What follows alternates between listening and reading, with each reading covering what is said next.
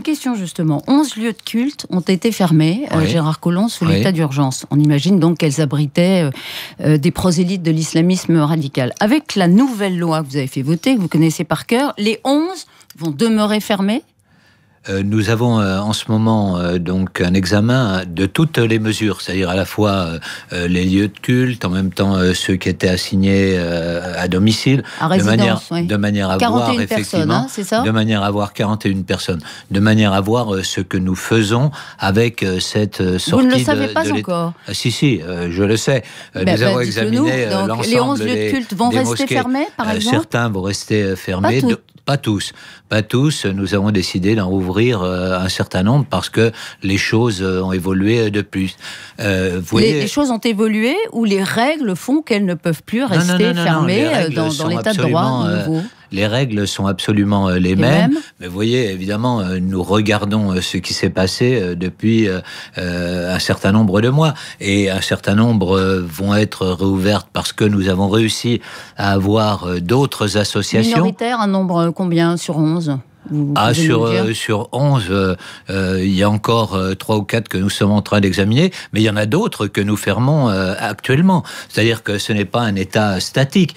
C'est pas ces 11 qui étaient fermés qui vont le rester, puis ensuite on ne fait plus rien. Vous avez un exemple de mosquée là qui est si vous voulez, il y en a 2 qui ont été fermés au cours des 15 derniers jours, et il y en a qu'on s'apprête à fermer parce que nous trouvons qu'il y a effectivement un radicalisme qui est prôné dans ces lieux de culte. Alors, pour compléter cette interview, il convient de donner quelques chiffres. Le dernier chiffre que nous avons à l'Observatoire de l'islamisation, c'est un rapport du Service central du renseignement de juin 2016. Et déjà, on notait 120 mosquées wahhabites salafistes et surtout une grosse dynamique, étant donné que, je cite le rapport, ouvrez les guillemets, de 2010 à 2016, le nombre de lieux de culte salafistes a connu une hausse d'environ 170%, en dépit de la fermeture administrative récente de plusieurs salles de prière, notamment dans le cadre de l'état d'urgence. Au cours de ces 6 années, on relève 2 périodes de hausse importante du nombre de lieux de culte sous influence salafiste, plus 80% de 2010 à 2012 et plus 38% de 2014 à 2016. Dans l'intervalle entre 2012 et 2014, cette expansion s'est limitée à un accroissement de l'ordre de 10%. Donc sur toutes les mosquées françaises, de l'ordre de 2600 mosquées, eh bien les mosquées salafistes, c'était 5% à l'été 2016, mais il faut savoir qu'il y a une dynamique de hausse. Donc sur les 120, Collomb, on a fermé seulement 11 et encore, évidemment, ce qu'on rappelait tout à l'heure, il y a aussi 147 mosquées tablighi. Donc c'est un intégrisme dont cette mouvance a fourni beaucoup de djihadistes ces dernières années. Donc 147, c'est aussi un chiffre du service central du renseignement. Et après, nos estimations, ce sont 200 mosquées de l'UOIF qui diffusent aussi une pensée djihadiste. On est allé au salon, faire un reportage au salon de l'UOIF et on a trouvé plein de livres qui enseignaient par le menu comment mener un djihad offensif. Voilà. Donc maintenant, on va vous passer une interview pour le livre Mosquée radicale qui avait été faite sur Radio Courtoisie il y a quelques mois pour en savoir plus.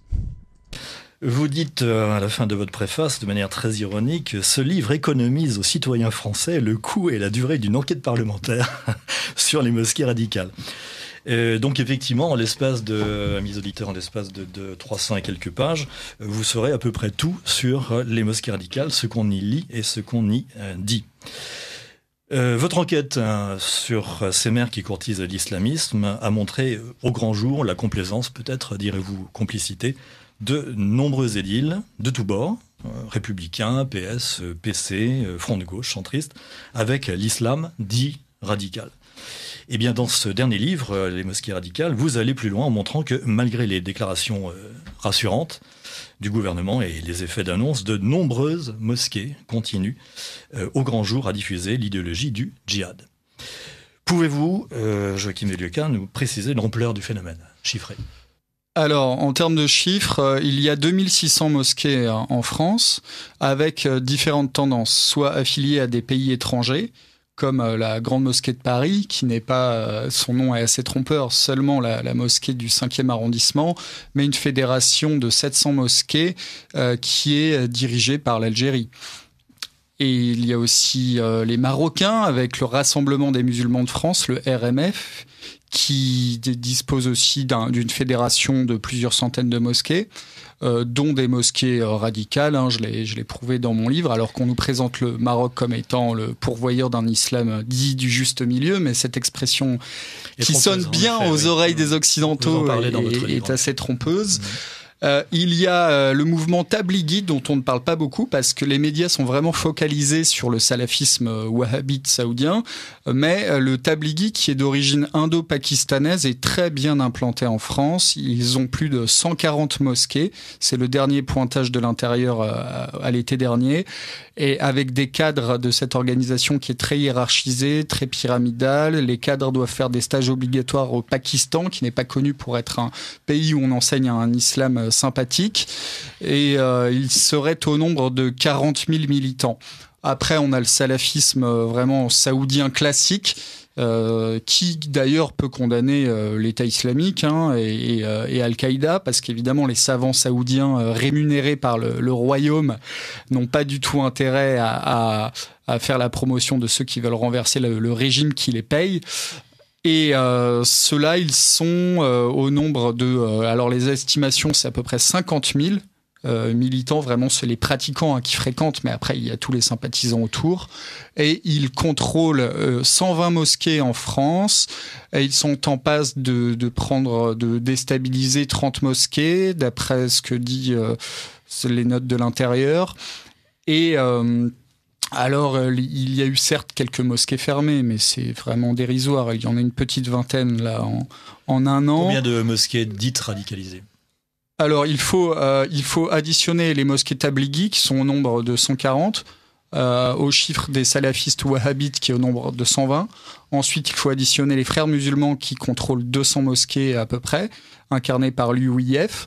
Ensuite, il faut ajouter à cela les Turcs, qui contrôlent plus d'une grosse centaine de mosquées. Le Miligorus. Et les Turcs, en fait, avant, il y avait le bras officiel du ministère des Affaires islamiques, qui, depuis la prise de pouvoir par les islamistes durs du président Recep Erdogan, ont infléchi la ligne de cette fédération qui maintenant se rapproche des positions du Miligorus, la vieille organisation islamiste fondée par Metin Erbakan, qui a le même projet que les frères musulmans, rétablissement du califat, prise du pouvoir politique, et dans les documents internes qui sont distribués à leurs militants, on les a parce qu'il y a un sociologue turc qui a fait un super travail, il s'appelle Mustafa Pekoz, il est même édité en français chez l'Harmattan, et il précise bien que dans les bulletins internes du Miligorus, qui veut dire Vision Nationale en Turquie, chaque militant est considéré comme un soldat du djihad. Voilà, c'est vraiment très clair. Et cette organisation est très implantée en Allemagne, et dans l'est de la France, et de même à Châteaudun, et là ils vont ouvrir une grande mosquée, à Vénissieux. Dans la région lyonnaise, ils sont très bien implantés. Ils sont au Conseil français du culte musulman, ces gens-là. Très officiellement. Très officiellement, oui. Et ils ont de très bons rapports avec l'UIF, parce qu'ils partagent la même idéologie frériste. Et donc l'UIF est aussi au Conseil français du culte musulman. En fait, dans l'instance de dialogue qui se rend plusieurs fois par an au ministère de l'Intérieur, il y a les membres de l'UIF qui viennent, et d'ailleurs ils se prennent en selfie, en photo au ministère de l'Intérieur avec Bernard Cazeneuve, comme Amar Lasfar qui dirige le lycée Avicenne, qui a défrayé la chronique dans les médias parce qu'un ancien professeur a dénoncé la radicalité de cette école. Un professeur de philosophie. Oui, il y a même un professeur de mathématiques dont on peut voir les vidéos qui défend le Hamas, etc. Donc tout ce petit monde est vraiment intégré dans le pseudo-conseil français, vraiment un conseil qui n'a rien de français, du culte musulman. Un précédent président du Conseil français du culte musulman, Mohamed Moussaoui, était marocain, donc ça faisait un petit peu tâche pour présider un conseil français, donc ils l'ont naturalisé français. Et plus généralement, les responsables de l'UIF ont eu la naturalisation française, une sorte de deal avec l'intérieur en disant bon, vous essayez de calmer un petit peu les cités, vous allez avoir votre nationalité française. Donc Tarek Oubrou, qui a eu la Légion d'honneur par Alain Juppé, qui il n'y a pas si longtemps défendait la restauration du califat politique. Il disait que tous les musulmans devaient restaurer ce califat parce que Mahomet était un chef d'État. Eh bien, lui, il a eu la nationalité française. Voilà. Et donc, si on fait la somme de toutes ces mosquées que vous qualifiez de radicales, on aboutit à quel chiffre, grosso modo? Alors, si vous voulez, j'ai utilisé une commodité de langage en reprenant une expression à la mode. Il fallait bien trouver un titre à l'ouvrage. Radical, en fait, il s'agit juste de retourner aux racines, aux origines de l'islam. Radix en latin, c'est la racine. Exactement. Il n'y a rien d'extrémiste d'ailleurs dans ce mot de radical. On revient aux sources. Voilà, c'est ça. C'est l'islam orthodoxe sunnite classique. L'islam des origines. Voilà. Alors après, évidemment, l'islam, on ne va pas faire toute une émission pour revenir à ce qu'est l'islam, et c'est aussi une loi, c'est un code juridique. La plupart des traités de droit musulman forment la plupart de la littérature musulmane, et il y a une incompatibilité entre notre système de droit romain et leur doctrine. Et je pourrais citer plusieurs imams du Conseil français du culte musulman, et ils ne s'en cachent pas, ils disent juste il nous manque un gouverneur musulman pour faire appliquer les lois. Mais évidemment, le Coran dit qu'il faut flageller les couples qui ont des relations adultères, et la Sunna vient préciser qu'il faut les tuer. Donc là, c'est Amin Nedji, président du Conseil régional du culte musulman Lorraine, qui est vraiment dans les oulémas officiels du Maroc. Il a été nommé au comité des théologiens marocains. Et cette personne dit clairement que un musulman ne peut nier cela parce que ça fait partie de la Sunna, sinon il n'est plus musulman. La tradition. La tradition, voilà, les propos de Mahomet. Donc il dit clairement, évidemment, c'est la lapidation pour les couples qui ont des rapports en mariage, mais on n'a pas de gouverneur musulman, donc on ne peut pas l'appliquer. Et il dit pareil pour le djihad. Il dit le djihad est un acte d'adoration qui est très bon, mais on ne peut pas le faire parce qu'il n'y a pas de gouverneur musulman. Donc c'est une des conférences que je retranscris qui donnait sur la jurisprudence musulmane. Lui est marocain. Et il dirige la mosquée de Nancy à Tomblaine, une grande mosquée. Et donc c'est le responsable local du CFCM. Voilà, mais tout ça c'est vraiment c'est assez inquiétant. Les services de l'intérieur est parfaitement au courant de tout ça. Mais donc si vous voulez, parlez dans la quatrième couverture, vous parlez de 150 grosso modo, 150 mosquées radicalisées. Oui, ça c'est surtout les salafistes. C'est surtout les salafistes. Mais il faut élargir le spectre. Bien sûr. Bien sûr. Donc, vous passez au peigne fin dans votre livre, à peu près 25 mosquées. Évidemment, vous n'avez pas... sinon, ça aurait été une véritable encyclopédie. Donc, vous passez sur le fil de votre analyse 25 mosquées, parmi les plus grandes d'ailleurs. Ce n'est pas du tout des mosquées tout à fait marginales, c'est le moins qu'on puisse dire. Vous allez également voir du côté de la Suisse, de l'Italie, de l'Espagne et de la Belgique. Donc, vous ouvrez votre analyse à des mosquées... sur le territoire européen. Joachim Villioca, quel est le mode d'analyse que vous avez employé pour mener cette enquête? Alors, pour faire une analyse vraiment détaillée, exhaustive, vraiment, il faudra avoir les moyens de l'intérieur pour faire cela. C'est pas possible. Alors, on va voir les moyens de nos députés qui vous leur lancez un petit appel du pied. Faites donc votre boulot. Ouais, ils le font à l'intérieur. Mais il n'y a pas de publication pour non, ce sont des notes confidentielles de l'intérieur, mais ça existe de manière une analyse assez large. Moi, à mon niveau, ce que j'ai pu faire, c'est en fait, j'ai sélectionné des mosquées de chaque courant, de chaque fédération du Conseil français du culte musulman. J'en ai analysé plusieurs. Frères musulmans, voilà. Ligorus, les Marocains et les Tablighi. Et donc, à partir de cela, on peut tirer la conclusion, sans prendre de grands risques, que quand l'imam d'une fédération qui est reconnu, qui dirige une grande mosquée de cette fédération, on peut dire qu'ils sont quand même sur la même longueur d'onde entre membres d'une même fédération. Voilà. Donc, il y a même des mosquées qui pourtant avaient toute l'apparence de belles mosquées républicaines, inaugurées de manière pompeuse, par des préfets. Je pense à la mosquée de Créteil, qui pourtant n'est pas affiliée à un courant réputé dur de l'islam, qui avait été inauguré par l'évêque, à l'époque c'était Monseigneur Labille, qui avait inauguré directement, j'imagine. Oui, qui était présent à l'inauguration et qui avait fait un discours quand même en disant que il se félicitait de cette grande mosquée de Créteil parce que ça allait contribuer à l'intégration des musulmans en France. Voilà. Moi, je suis allé à la mosquée de Créteil. Ils ont une librairie au rez-de-chaussée. Et les premiers livres que j'ai vus vraiment en tête de gondole, en plusieurs exemplaires, ce sont les mosquées de Abou Bakr al-Jazairi, La Voix du musulman, qui prescrit un djihad offensif pour conquérir la planète, qui dit clairement qu'il faut interdire la construction des églises en terre d'islam, qu'il faut tuer l'apostat. Voilà.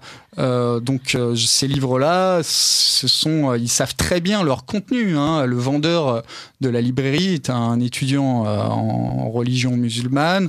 Ils sont parfaitement au courant de ce qu'il y a dans leur librairie, de l'idéologie qu'ils diffusent. Et voilà, ce sont les plus grandes mosquées de France. Je suis aussi à Reims.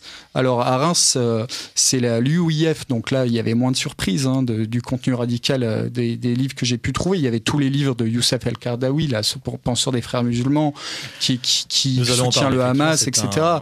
Et c'est vraiment une grande mosquée. Hein. Même le maire actuel républicain, Arnaud Robinet, député maire, avait visité le chantier. Il se pavanait, c'était dans mon dernier livre, Ces maires qui courtisent l'islamisme. Il était fier de se montrer avec son petit casque de chantier en disant oui, on soutient la mosquée. Je pense à... C'était Madame Groscott qui avait fait la campagne des municipales dans une mosquée turque aussi dans l'est de la France avec un voile sur la tête. Bien sûr. Donc les républicains, et je voudrais vraiment souligner l'énorme hiatus qu'il y a entre le discours des républicains et ce qu'ils font au niveau local.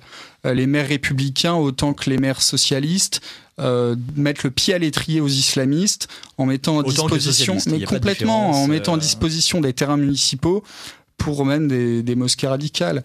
À Nîmes, c'est carrément un ancien temple protestant qui a été cédé par la mairie. À Cannes, qui est la mosquée de Cannes-la-Boca, c'est un Saoudien qui l'a financé, qui l'a dirigé. À l'inauguration, il y avait même le drapeau de l'Arabie Saoudite. Ça a été inauguré par Monsieur Brochant, qui était l'ancien maire de Cannes. Et David Lisnard, l'actuel maire de Cannes républicain, disait même que oui, évidemment, ils sont arrangés avec la loi de 1905, etc. Donc si je vous dis la devise des frères musulmans, est-ce que ça regroupe, c'est quelque chose qui peut avoir l'assentiment de l'ensemble des musulmans, dits radicalisés? Dieu est notre but, le prophète notre chef, le Coran notre constitution, le djihad notre voie, le martyr notre plus grande espérance. Ils se reconnaissent tous là-dedans? Les frères musulmans, oui. Les frères musulmans, les salafistes, les... Non, les autres, non. Mais les frères musulmans, tout à fait. Et d'ailleurs, le directeur de l'UIF avait repris une partie de cette fameuse maxime du fondateur Hassan al-Banna des frères musulmans. Il avait juste cité la partie « Le Coran et notre Constitution » en 2002, lorsque Nicolas Sarkozy était venu à leur congrès de l'UIF en 2002. Donc c'était une provocation en présence même du ministère de l'Intérieur, Sarkozy, qui a fait l'erreur énorme plus que asseoir la représentativité, la régulariser et faire entrer dans le Conseil français du culte musulman l'UIF. C'est très inquiétant. Ils réunissent près de 100 000 personnes à leur congrès qu'ils font chaque année à Pâques au Bourget. Et ils font venir des prédicateurs. J'ai été le seul à dénoncer. Et après, évidemment, les médias avaient embrayé et il y avait eu 6 prédicateurs lors de leur congrès en 2012 qui avaient été interdits de séjour parce qu'ils avaient des propos vraiment djihadistes, etc. Joachim Veilleka, rappelez-moi qui était le Premier ministre à l'époque, s'il vous plaît. François Fillon. Ah oui, c'était François Fillon. Tiens, j'avais oublié. Donc nous aurons l'occasion d'habiller un peu François Fillon pour l'hiver. D'accord. Oui, il y a de quoi aussi parler du hiatus entre son dernier livre, Vaincre le totalitarisme islamiste, et son bilan en tant que Premier ministre. Joachim Veilleka, vous dites que le succès du salafisme réside dans sa base arrière, l'Arabie Saoudite. Est-ce que vous pourriez développer ce point important ? Tout à fait. Financier, tout d'abord, parce que l'Arabie Saoudite a pu financer des grandes mosquées. Les plus grandes d'Europe sont financées par l'Arabie Saoudite. Je pense à la grande mosquée de Bruxelles, où j'ai interviewé il y a 2 semaines une femme qui a assisté au cours de la Grande Mosquée de Bruxelles. Et c'était absolument effrayant. On lui a dit que les petites filles, on pouvait déjà, même avant leurs règles, avoir des rapports sexuels avec elles. Ça s'appelle la moufakana. C'est-à-dire pour les adultes de frotter leur sexe contre le leur. Voilà, ça c'est la Grande Mosquée de Bruxelles, financée par l'Arabie Saoudite, et qui envoie des livres pour qu'ensuite ils soient diffusés. Et en fait, cette Grande Mosquée de Bruxelles rémunère aussi une 50aine de mosquées dans toute la région bruxelloise. Et elle avait été inaugurée en grande pompe par les services de l'État. Et à Madrid, c'est pareil. Alors à Madrid, c'est étonnant parce que ça s'est passé quand même... on était en décembre 2014, un mois avant les attentats de Charlie Hebdo. Il y a une perquisition de la police qui a mis à jour un réseau très structuré, une brigade qui envoyait des combattants en Syrie de cette mosquée de Madrid, qui c'est la plus grande de la ville, qui attire le plus de monde, parce que parfois ce sont les plus grandes mais ce ne sont pas forcément les plus fréquentées, mais là c'était le cas. La brigade d'Al-Qaïda Al-Andalus, dont les fidèles allaient s'entraîner à côté d'Avila, donc Avila, c'est à peu près à 150 km de Madrid, dans une ferme. La police a quand même dû fermer la cafétéria de la Grande Mosquée de Madrid parce que c'est là où ils tenaient leur réunion et au vu au su de tous. Et il y a une dizaine de djihadistes qui sont partis en Syrie. Voilà pour l'islam officiel. Donc le problème, en fait, si vous voulez, c'est que par ses moyens financiers énormes, l'Arabie Saoudite, par la diffusion du wahhabisme, qui à la base n'est pas de la culture des immigrés d'origine maghrébine en France, est en train de prendre le leadership. Et en fait, c'est cet islam à la base sectaire du 19e siècle, qui est né juste dans les déserts d'Arabie Saoudite. Eh bien, il est devenu l'islam maintenant mainstream. Je vais mettre une pièce dans le cochon, là, ça y est. On va essayer de trouver un mot. Et c'est vraiment problématique. Et c'est Hamadi Redissi l'a très bien dit, ce professeur d'université, spécialiste de l'islam politique tunisien, dans son livre Le Pacte de Nadj, que je recommande. Les livres d'Hamadi Redissi sont vraiment à lire, édités au Seuil, pour faire un peu de pub. Il a vraiment mis en évidence le fait que maintenant le wahhabisme devienne l'islam majoritaire et normal de plus en plus de par le monde. Quel est le rôle du Qatar exactement? Est-ce que c'est le Qatar et l'Arabie Saoudite voguent dans le même sens ou il y a une légère différence? Alors ils sont un peu concurrents. Évidemment, au final, ils ont le même but, instaurer la charia, avoir des États musulmans, mais il y a une concurrence. Le Qatar, lui, pousse à fond les frères musulmans. C'est le Qatar qui avait poussé la révolution tunisienne, d'une part avec le mouvement Ennahda des frères musulmans, et c'est aussi lui qui fait des dons via sa fondation de charité. Voilà, la fondation de charité du Qatar a financé en partie la mosquée UIF de Nantes, en grande partie la mosquée de Mulhouse, qui va être une des plus grandes mosquées de France à Mulhouse. C'est intolérable que l'intérieur tolère l'existence même du début du chantier de cette mosquée, parce qu'il y a eu vraiment des prédicateurs aux propos indéfendables, donc je cite dans mon livre. Le Qatar a aussi financé via cette fondation en partie le lycée Averroès de Lille, qui est détenu par l'UIF et qui est reconnu par l'État. Donc la région étant une espèce de paravent assez modéré. Oui. On dit souvent que il a été en but avec les imams de. Oui, ils reprennent, mais ils sont très forts pour reprendre les noms de philosophes musulmans pour se donner, pour rassurer. Quoique quand on lit vraiment Averroès dans le texte, Averroès défendait le djihad contre les chrétiens. Donc, c'est pas totalement le modéré au sens où nous on l'entend. Et du coup, ce lycée est reconnu par l'État, donc il obtient des financements de la région. Et même Xavier Bertrand s'était déplacé dans ce lycée pour signifier toute son amitié et pour dire qu'attention, il ne fallait pas faire d'amalgame après les attentats. Donc voilà encore un élu républicain qui a des sympathies envers l'UIF. Donc l'Arabie Saoudite, vous en avez parlé, ça renvoie, j'imagine, à l'alliance entre les États-Unis et l'Arabie Saoudite, pacte du Quincy, le 14 février 1945 pour être précis, où les États-Unis se sont engagés à soutenir l'Arabie Saoudite, sachant que le royaume saoudien a été défini comme faisant partie des intérêts vitaux des États-Unis. Donc c'est quand même assez important. Oui, c'est ça. C'est un pacte qui s'est prolongé jusqu'en 2005, 60 ans, donc effectivement de 45 à 65.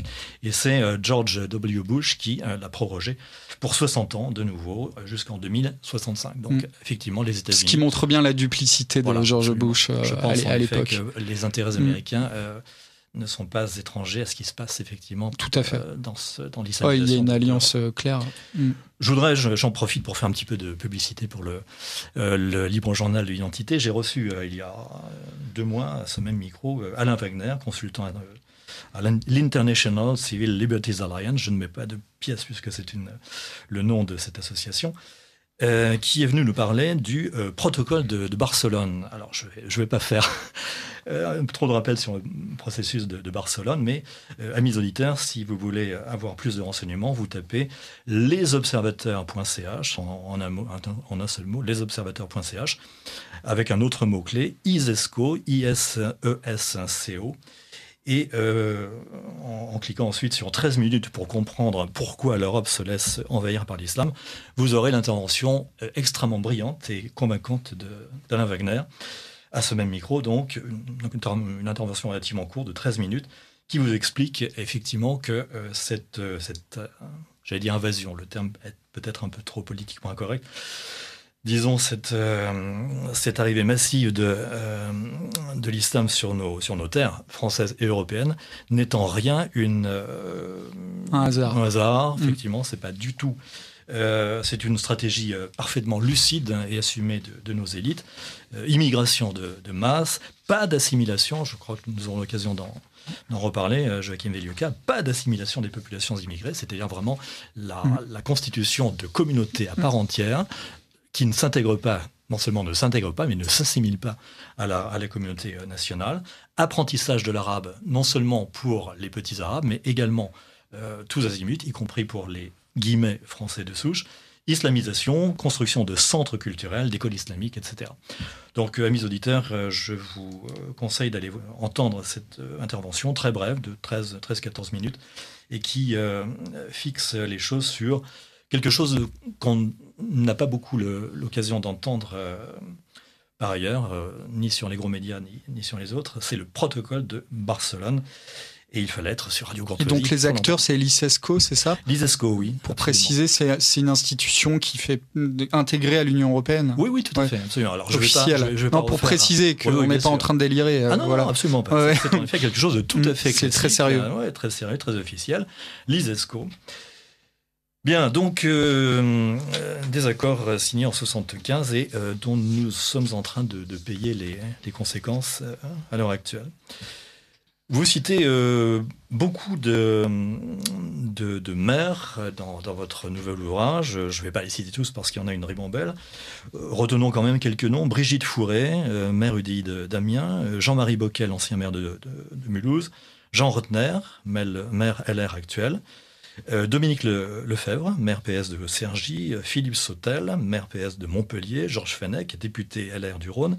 Martial Passy, maire PS de Givors, etc. Je ne vais pas tous les citer donc excusez-moi.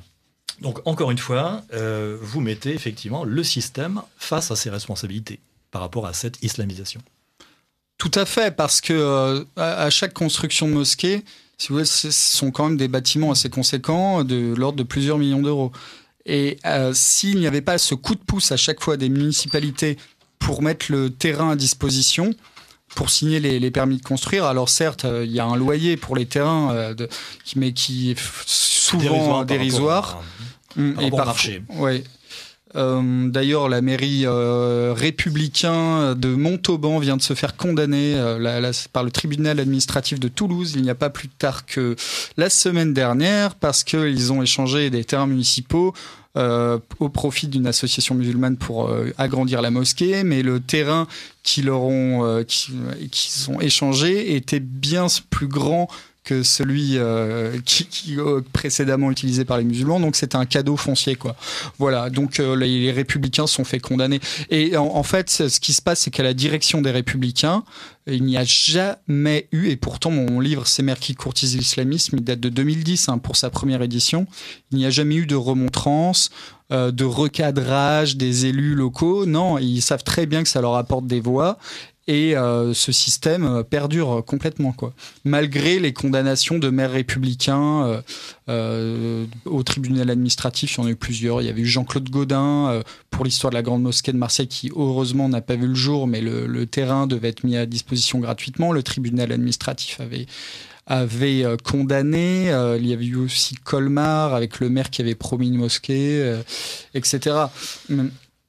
Et des grandes villes, donc Amiens, si je me trompe pas. Oui, je l'ai cité, effectivement, je l'ai vu dans votre livre. Quelle couleur est la politique d'Amiens? Je crois que c'est républicain ou UDI, je crois. Oui, c'est ça, voilà. C'est UDI, oui. Donc républicain, parce qu'ils sont associés. Brigitte Fourré, oui, c'est ça. C'est vraiment une grande mosquée, hein. C'est un projet gigantesque. Et en fait, il suffit d'aller sur leur page Facebook où ils diffusent des auteurs bien connus des frères musulmans, comme Mohamed Rassali, qui est mort en 96 et qui avait, lui, approuvé la mise à mort de l'intellectuel égyptien Farag Foda, qui avait été assassiné en 92 en Égypte, parce qu'il avait eu le tort de vouloir prendre la défense des Coptes et de vouloir une certaine laïcisation de l'islam. Et Mohamed Razali, égyptien, grand penseur des frères musulmans, dont les livres sont bien achalandés dans les mosquées de l'UOIF, avait soutenu cette condamnation à mort, cet assassinat. Vous dites également qu'on trouve ces livres non seulement dans les stands spécialisés de certaines officines, mais tout simplement à la FNAC. On trouve ces livres, les livres que vous citez, on peut se les procurer à la FNAC. Alors j'ai été quand même très étonné. Oui. C'est maintenant, moi, je ne m'étonne plus de rien. Ça fait très longtemps que je trouve des livres de charia à la FNAC. Là, dernièrement, j'ai trouvé un livre phare du fondateur du wahhabisme, Abdel Wahhab, où il y a des passages vraiment très clairs sur le djihad qui est obligatoire pour conquérir des territoires. Et je l'ai trouvé à la FNAC, la grande FNAC des Halles en avril dernier, tout à fait. Et comme d'autres ouvrages vraiment qui sont très connus par les spécialistes, La Voix du djihad, pareil, que j'ai cité tout à l'heure, de Abou Bakr al-Jazairi, qui est un des savants, il est algérien mais il est savant officiel en Arabie Saoudite, et c'est vraiment un best-seller, son livre qui dit que les musulmans doivent se doter d'armes défensives mais aussi offensives pour attaquer dès que c'est possible tous les territoires non musulmans, etc. Et ce livre est en vente à la FNAC. Alors, avec Avocats sans frontières, on a fourni tout un dossier, et Maître Gilles William Goldanel avait effectuer des démarches juridiques concernant ces problèmes. Mais voilà, donc oui, c'est en vente libre. Et en fait, ça montre, si vous voulez, la banalisation de l'islam dur, pur et dur, en France, à tel point que les livres demandés par les clients, parce qu'en fait, la FNAC s'adapte à la clientèle, ce sont ces ouvrages qui sont demandés, qui sont achetés. Voilà. Bien, Alissa, vous avez quelques questions d'auditeurs? Oui, une auditrice d'abord qui nous rappelle l'existence de la mosquée de Courbevoie, inaugurée récemment à 500 mètres de la Défense, comprenant également un centre culturel avec apprentissage de l'arabe pour les enfants. Et d'ailleurs, elle nous précise que le terrain aurait été loué 1 euro symbolique par la mairie. Républicain, pareil. La fausse droite. Tout à fait, j'ai interviewé les responsables de la Fédération du Front National de Courbevoie l'année dernière. C'est visionnable sur la chaîne de l'Observatoire de l'islamisation. L'auditrice a tout à fait raison. C'est encore un cadeau. En plus, je crois qu'ils ont des liens avec l'UOIF. Voilà, donc ouais, c'est vrai, et ça se fait un peu partout en France. Ouais. Deuxième question, Alissa. Et puis on peut continuer à tailler la future veste de François Fillon pour cet hiver. Écoutez, je vous propose une petite introduction alors, avant de parler de François Fillon. Mais effectivement, je pense que vous avez raison, on va en parler maintenant. Donc en tout cas, Joachim Velioka, je pense qu'on ne va pas parler d'Ali Juppé. Qu'est-ce que vous en pensez? Il est parti se mettre au vert à Bordeaux après un accident de primaire, je crois, assez grave. Mais par contre, on peut dire quelques mots sur François Farouk Fillon. Non, qu'est-ce que vous en pensez? Alors François Fillon, en introduisant ce que vous allez nous dire, grâce à la question de l'auditeur ou de l'auditrice, allez-y. Oui, car un auditeur nous rappelle que François Fillon, en tant que Premier ministre, a également inauguré la mosquée d'Argenteuil. Tout à fait. François Fillon, le premier ministre français, a inauguré une grande mosquée qui a des salles de classe où on enseigne l'arabe, la charia, et qui n'est pas une mosquée française, il faut encore le répéter, parce que François Fillon nous avait fait un grand discours sur l'émergence d'un islam de France, etc. Eh bien non, c'est une mosquée algérienne. L'imam qui est rémunéré par l'Algérie et envoyé par l'Algérie directement. C'est une mosquée qui dépend de la fédération de la Grande Mosquée de Paris. Et donc, il n'y a rien de français. Et quand on sait comment l'Algérie applique l'islam, hein, ils ont la chasse aux non-jeûneurs, c'est-à-dire ces gens qui mangent pendant le ramadan, ils sont arrêtés en Algérie maintenant. Les missionnaires protestants sont arrêtés. Les évangélistes qui prient dans des salles sont expulsés, sont arrêtés en Algérie.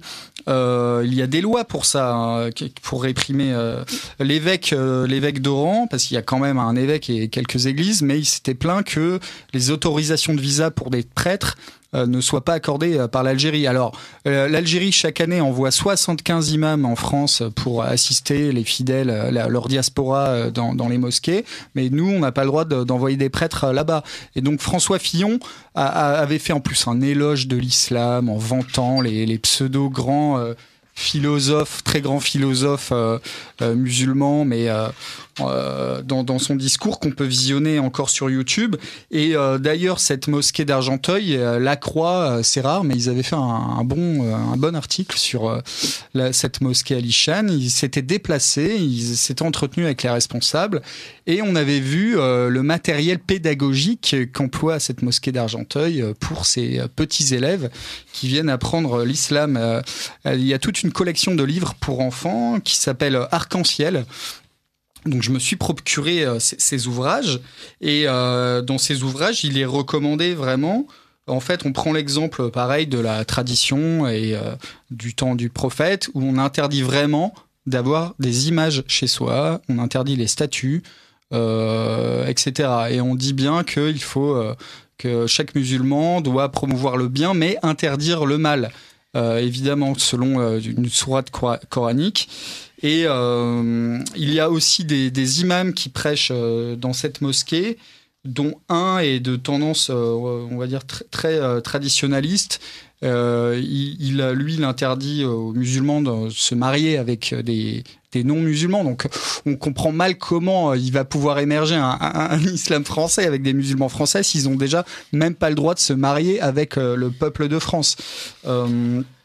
J'avais quelques citations, il faut que je retrouve la page. Vous citez une phrase qui est tout à fait extraordinaire. Un islam propre à la France, dit cet imam, peut-être que vous avez son nom en tête. Cela nous choque, l'islam est universel. Ce qui tombe sous le bon sens, c'est un bon sens absolu. Donc en effet, cet islam propre à la France est une provocation pour tout bon musulman. Qu'est-ce que vous pensez, Joachim Velioka, pour les auditeurs de Radio Courtoisie, avez-vous un avis sur la récente polémique concernant la photographie de François Fillon avec un imam anti-chrétien? Est-ce que vous pensez qu'on peut accorder du crédit à cette affaire? Il se trouve que François Fillon a rencontré, donc c'était en 2010, je crois. Attendez, je reprends l'article. C'est beaucoup plus récent que ça, c'est en 2014. François Fillon a rencontré le recteur, ce n'est pas l'imam, mais celui qui a la responsabilité de la mosquée de Stein, qui a été fermée pas plus tard que la semaine dernière par le ministère de l'Intérieur. Il l'a rencontré longuement, et il y a même une vidéo où on voit François Fillon échanger avec lui, et on le voit poser en photo. Alors, qui est cette personne ? Cette personne est un Égyptien qui soutenait... alors, il faut bien clarifier les choses. Lui, son nom, donc c'est la mosquée Raouda. Je reprends les infos Oui, allez-y, oui. à Stein. Et en fait, lui, il était pro-Moubarak. Ensuite, il y a eu la révolution islamiste en Égypte. Et lui, en fait, c'était le représentant des musulmans égyptiens officiels en France, à la tête d'une association des musulmans égyptiens. Et il avait même choqué un journaliste d'une chaîne égyptienne, Al Hayat, en 2014, parce que il était en train de commenter la révolution égyptienne, en fait la deuxième, qui a renversé les frères musulmans, parce que lui, il est anti-frères musulmans. Et par contre, il a dit nous sommes très heureux de ce changement, etc. Et en fait, à un moment, il dit j'ai toujours dit qu'il est inconcevable qu'un ministre, un chrétien, ne peut être affecté au trésor. C'est-à-dire, il veut surtout pas qu'un chrétien ait des fonctions politiques en Égypte. Et il rajoute, ce portefeuille doit être détenu par un musulman.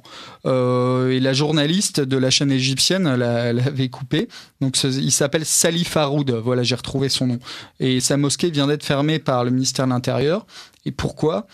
Parce que selon l'Intérieur, donc ça a été, c'est le tribunal administratif qui a jugé ça. Ils ont fermé administrativement la mosquée et ce qui lui est reproché, donc là je reprends BFM, c'était le 7 décembre dernier, ils ont fait un article et en fait il est reproché à cette mosquée de Stein d'avoir laissé la parole à un imam qui tenait ouvertement des prêches radicaux, ou encore de compter parmi ses anciens fidèles de très nombreux individus djihadistes. Les autorités reprochent également au président de l'association, donc la personne qui a rencontré François Fillon, de n'avoir jamais désavoué publiquement l'imam et d'avoir 2 fils combattants djihadistes recherchés pour donc en tout cas la photo n'est pas un faux. Non, pas du tout. Pas du tout. Ce qu'a dit l'équipe de campagne. Non, mais ça, si vous voulez, les François Fillon comme d'autres responsables politiques rencontrent un maximum de représentants musulmans pour les rassurer, leur dire vous inquiétez pas, quand on va revenir au pouvoir, vous pourrez toujours construire des mosquées et maintenir des bonnes relations. Alors évidemment, François Fillon, il sait bien que en plus la primaire de la droite se jouait par un électorat assez âgé, un électorat qui est très conservateur, donc il a appuyé à fond sur la question du spectre de l'islamisme avec son ouvrage Vaincre le totalitarisme islamiste. Donc double langage. Là, je pense qu'il a péché par naïveté, mais quand même, il faut quand même prendre des précautions avant de rencontrer de tels personnages. Et ça montre qu'il n'est pas fiable du tout. Et d'ailleurs, quand il était Premier ministre, il n'a jamais rien fait contre les frères musulmans, contre la diffusion des salafistes. Je rappelle que la progression des mosquées salafistes entre 2010 et 2016 a été de plus 170%. C'est une note du service central du renseignement territorial qui nous l'apprend. Et que sous Fillon, le nombre de mosquées salafistes a bondi également. Donc moi, je porte vraiment aucune confiance à François Fillon, qui de toute façon est dépendant d'un réseau d'élus en France, qui est dépendant de députés. D'ailleurs, j'ai analysé tout son comité de soutien et les députés maires qui, eux-mêmes, dans leur ville, ont donné des facilités pour des mosquées. Et donc, vous pouvez retrouver ça sur l'Observatoire de l'islamisation. Donc, il n'y a vraiment aucun signe d'infléchissement chez les députés maires UMP, républicains maintenant, concernant cette complaisance avec les islamistes. Joachim Velioka, un dernier mot. Que pensez-vous de la toute récente fondation de l'Islam de France ? Est-ce que ça vous inspire un commentaire ? Alors, ça existait déjà un peu. Il y avait c'était pas le même nom. Est-ce que vraiment c'est une structure Avant, c'était Villepin qui avait créé la Fondation des œuvres pour l'Islam. Qu'est-ce qu'il y a de nouveau dans cette Rien de nouveau, sauf que là, ils vont vraiment le faire parce que c'était une cellule un peu dormante, quoi. C'était en dormance. Non, mais je veux dire, c'était une institution. Non, je me suis mal exprimé. Je précise. C'était une fondation d'État qui n'était pas vraiment en activité. Et à la base, elle devait se faire le réceptacle en lien avec la Caisse des dépôts des dons étrangers pour construire des mosquées. Et elle devait garantir les emprunts bancaires contractés pour la construction de mosquées. Ça, c'était la fondation de Villepin. De Villepin à Sarkozy-Fillon, bon, c'est un peu pareil. Et la nouvelle, donc c'est pareil, c'est pour accompagner les projets de mosquées. Ils vont pour que tout ça soit transparent. Et il y a Serge Dassault qui vient d'annoncer d'avoir mis 1 million d'euros, oui, 1 million d'euros pour démarrer.